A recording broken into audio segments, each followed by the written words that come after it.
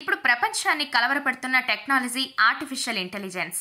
దీనివల్ల కలిగే ప్రయోజనాలు ఎన్నున్నాయో దుష్ప్రభావాలు, దుష్పరిణామాలు కూడా అంతకంటే ఎక్కువే ఉన్నాయి. ముఖ్యంగా డీఫేక్ టెక్నాలజీ యావత్ ప్రపంచాన్నే హడలెత్తిస్తోంది. వ్యక్తుల ప్రతిష్టను దెబ్బతీయడానికి మాత్రమే కాదు, సైబర్ నేరాలకు సైతం ఆయుధంగా మారుతోంది. ఈ టెక్నాలజీ ఆర్టిఫిషియల్ ఇంటెలిజెన్స్లో ఒక భాగం. ఉన్నది లేనట్టు, లేనిది ఉన్నట్టు పూర్తిగా మాయ చేయడం ఈ టెక్నాలజీతో సాధ్యం. అందుకే భారత ప్రధాని నరేంద్ర మోదీ ఈ టెక్నాలజీపై కొన్నాళ్ల క్రితం ఆందోళన వ్యక్తం చేశారు. తాను గార్భనృత్యం చేస్తున్నట్టుగా ఓ ఫేక్ వీడియో ఇంటర్నెట్లో ప్రత్యక్షమైందంటూ ఉదాహరించారు.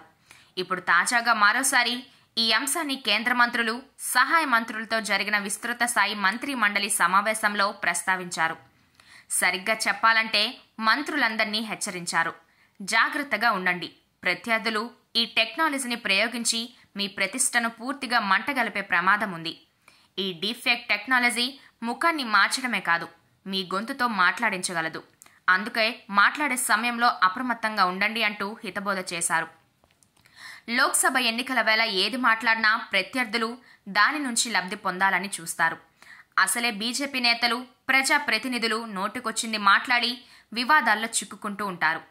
అలాంటి నోటి దురుసు నేతలు కొందరికి బీజేపీ తొలి జాబితాలో చోటివ్వకుండా గట్టి సందేశాన్ని పంపిన కమలదళం అధిపతులు ఇప్పుడు మంత్రులను కూడా ఆ విషయంలో జాగ్రత్తగా వ్యవహరించాలని హెచ్చరిస్తున్నారు. మన ప్రభుత్వం అమలు చేస్తున్న, చేయనున్న పథకాల గురించి మాత్రమే మాట్లాడండి. అనవసరపు వివాదాల జోలికి వెళ్ళకండి. వివాదాలకు తావిచ్చే వ్యాఖ్యలు చేయకండి.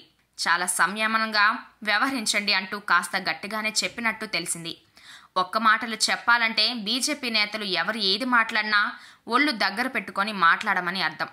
చివరగా సమావేశాన్ని ముగిస్తూ వెళ్ళి మళ్ళీ గెలిచి తిరిగి రండి, కలిసి పనిచేద్దాం, వికసిత్ భారత్ లక్ష్యాన్ని సాధిద్దాం అంటూ కేంద్ర మంత్రులు, సహాయ మంత్రులను ప్రధాని ఉత్సాహపరిచారు.